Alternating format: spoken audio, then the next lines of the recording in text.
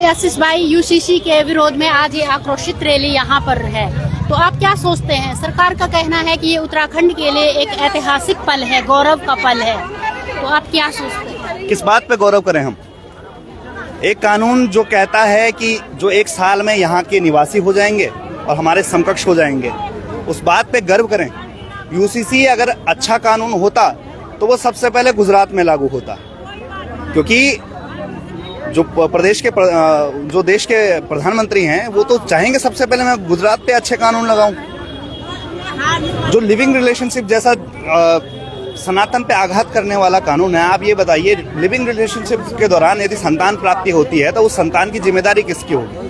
ना तो वो जो बहन बेटी है वो एलिमनी मांग पाएगी, उसकी परवरिश करवा पाएगी, और वो जो बच्चा है वो उत्तराखंड की जिम्मेदारी हो जाएगा। ये सरकार को देखना पड़ेगा। और इसी दौरान अन्य प्रदेश के लोग जो यहाँ रह रहे थे लिविंग रिलेशनशिप में, वो निवासी भी हो जाएंगे और वो बच्चा भी निवासी हो जाएगा। तो ये प्रदेश को धर्मशाला बनाने की कोशिश कर रहे हैं, और धर्मशाला की कोई संस्कृति नहीं होती, धर्मशाला की कोई पहचान नहीं होती, धर्मशाला के कोई हक नहीं होते, धर्मशाला के कोई अपनी भाषा नहीं होती। और ये जो राज्य विरोधी और पहाड़ विरोधी जो ये सरकारें हैं, ये बारी बारी से जो बीजेपी और कांग्रेस की सरकारें हैं, आप ये मत सोचिए कि हम बीजेपी को केवल बोल रहे हैं, कांग्रेस भी मौन समर्थन दे रहा है इसमें। कांग्रेस के लोग जो हैं वो सड़कों पे तो बोल दे रहे हैं, पर विधानसभा में क्यों नहीं बोलते हैं? जहां विधानसभा में विरोध दर्ज करना चाहिए वहां ये लोग कुछ नहीं बोलते हैं, मौन रहते। तो जब तक आपका आक्रोश बीजेपी से कांग्रेस पे और कांग्रेस से बीजेपी में जाएगा, तब तक इस प्रदेश की डामाडोल स्थिति बनी रहेगी।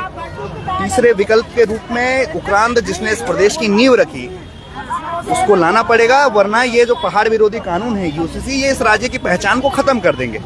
आशीष भाई, जैसे देखा गया है पिछले 10 सालों में उत्तराखंड से 5 लाख लोगों ने पलायन किया है, लेकिन फिर भी उत्तराखंड में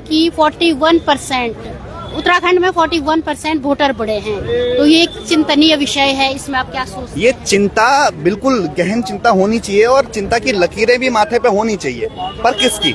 आप देखिए, यही सरकार ढोंग पीटती थी कि यूसीसी, हम जो यहाँ पे डेमोग्राफी चेंज हो रही है, यहाँ पे विधर्मी रह रहे हैं, बस जाएंगे। वही सरकार आज उन्हीं लोगों को बसाने का काम कर रही है जो कभी हमें डराया करती थी कि डेमोग्राफी चेंज हो जाएगी। आज वही एक ऐसा कानून ला रहे हैं जिससे डेमोग्राफी चेंज हो जाएगी, और ऐसे ही लोग लाएंगे जो हमारे समाज को गाली दिया करेंगे, हमारी माँ बहनों को छेड़ा करेंगे, हमारी संस्कृति हमारी भाषा का उपहास किया करेंगे। तो ऐसे लोगों को ये लाना चाह रहे हैं। इसका एक झंडा जो है, यूकेडी जो है, हम हमेशा बोलते हैं, हम भले ही संख्या में कम हो, हमारे विधायक ना हो, हमारी विचारधारा जो है इस प्रदेश के लिए प्योर है। हमारे पूर्वजों ने हमें बलिदान देना सिखाया है, और उसी तर्ज पर आप देखिए कि इतिहास खुद को दोहराता है। आज 94 का दौर फिर धीरे धीरे आपको ऋषिकेश में भी दिखा, वो मास्टर जी के चुनाव में झलकियां भी आपको दिखी, और इसी तरह अगर चलता रहेगा तो वही 94 की शहादतें भी सड़कों पर आपको दिखेंगी। तो क्या हम ये मान के चलें कि वो डोर थाली बजाने वाले हैं, हम मंडान लगाने वाले, वो वक्त से आ गया है? बिल्कुल। ये मैंने जो गाना है ये मैंने लिखा था श्रीनगर में, अंकिता के लिए आंदोलन पर बैठे थे। तो हम कोद झंगोरा वाला छन, हम ढोल दमाऊं वाला छन, रणसिंह भंकोरा वाला छन, हम जीते हैं हम जीते हैं। डोन थकली वाला छन, मंडान लगाना वाला छन, बगडवाल नचाण वाला छन, यू संस्कृति का रखवाला छन, हम जीते हैं हम जीतेंगे। अब बिल्कुल हम जीतेंगे। जीतेंगे किसके लिए? इस पहनावे के लिए, अपनी भाषा के लिए, अपने लोगों के लिए, और ये संवेदनाओं के लिए। अंकिता को न्याय मिल सके इसलिए जीतेंगे। सुरेंद्र नेगी जो रास्ते पे पीटा गया एक मंत्री द्वारा, वो आज पार्षद बन चुका है, और जब वो सड़क पर उसका हिसाब करेगा तो उस दिन हम जीतेंगे। योगेश डिमरी जिसको सड़क पर पीटा गया, बुरी तरह से पीटा गया, जब वो अपना हिसाब किताब बराबर करेगा तो तब हम जीतेंगे।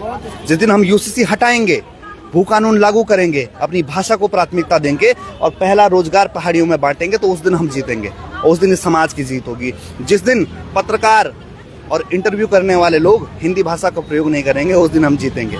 जिस दिन आप अस्पतालों में जाएंगे और इन विभागों में जाएंगे, और जो ये बाहर के जितने भी लोग बैठे हुए हैं, बड़े बड़े डीएम और ये, इनके साथ आप पहाड़ी में बात करेंगे, तो उस दिन आपकी संस्कृति की जीत होगी। ये भाषा की लड़ाई है, पहचान की लड़ाई है, केवल और केवल। हमारी अन्य प्रदेशों से या हमारी तब भी यूपी से कोई दुश्मनी नहीं थी, क्योंकि हमारी एक अलग पहचान थी, और हम इसलिए इस राज्य का निर्माण करते हैं। हम जब जय पहाड़ी बोलते हैं तो हम केवल अपने समाज को की बड़ाई करते हैं, ऊंचा हम दर्जा देते हैं, पर इसका मतलब ये नहीं है कि हम दूसरे समाज को नीचा दिखा रहे हैं। इस तरह के कृत्य भी देखने होंगे, इस तरह का समन्वय भी बिठाना होगा, इस तरह की भाषा का प्रयोग भी नहीं करना होगा। हम भी तो संख्या में ज़्यादा है, हम भी तो ललकार सकते हैं, किसी को भी कुछ भी बोल सकते हैं। हमने तो नहीं बोला क्योंकि हमारी परंपरा प्रकृति नहीं है। धन्यवाद। ठीक भाई, बहुत धन्यवाद। हाँ जी।